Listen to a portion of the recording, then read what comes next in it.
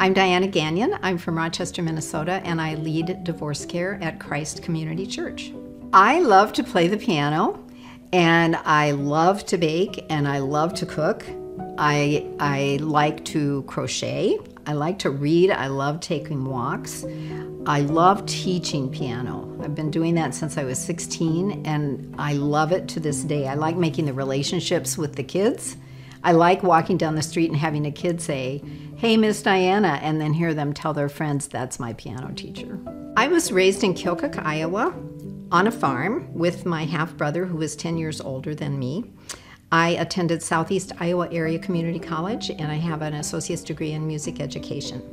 4 days after I got that degree, I married my high school sweetheart. It was during the Vietnam era, and he enlisted in the Air Force. So we moved around quite a bit during those Air Force years, but when he was out, he got a job at Sperry Univac in St. Paul, so we moved to the Twin Cities. There we raised our 2 children, and we were very active in a small church, Apple Valley Baptist. Eventually, we were blessed with 8 grandchildren, and I now have also a great-granddaughter. In 2012, my husband came home from a trip, and he told me that he had met somebody else and that he would like a divorce. That next year, 2013, was one of the hardest ones of my life, I think. It was hard on my kids. It was hard on my grandkids. And we had had a good marriage. He had been a good dad and a good grandfather, so this was kind of a surprise to all of us. In 2020, I started feeling a nudge from the Holy Spirit that I really needed to get involved in divorce care again.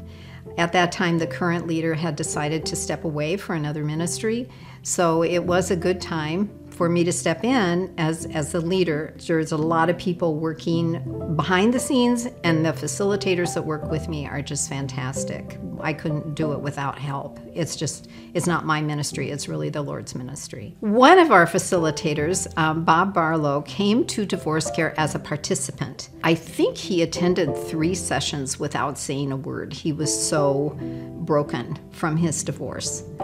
But he has really blessed us, coming alongside as a facilitator, telling his story willingly. I was very, very shy and withdrawn, so raw and hurt when I came in here that I never communicated for 3 sessions, I don't think. I came here.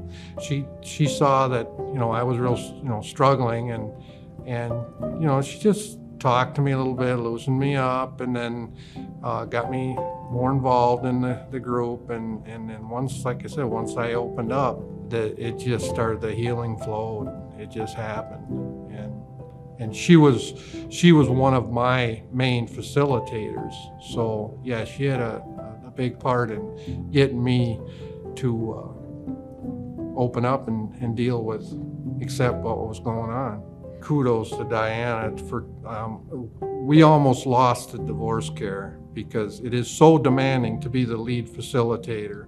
And I don't know, if I could handle it. There's a lot to it. She grabbed the reins of it, and it's just amazing to see this group already bonding because of her facilitation, her leadership, and the way she wants wants us to help facilitate. So yeah, I just follow her lead, and it's cool. It's a great thing. As we show love to other people, they can see God's love flowing through us. That's what some of the participants at divorce care see, and they've told us that they can see God's love in the facilitators and the way we relate to them.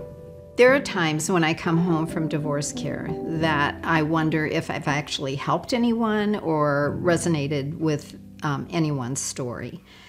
But the Holy Spirit keeps giving encouragement in the form of a positive comment or perhaps an email that keeps me committed and involved with this ministry.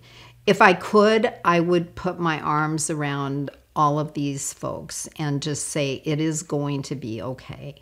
But the best thing, I think, is to watch the participants change from the first session to the 13th session, when we are joking around and laughing, and you start to see them enjoying life again. And that's been a real blessing for me.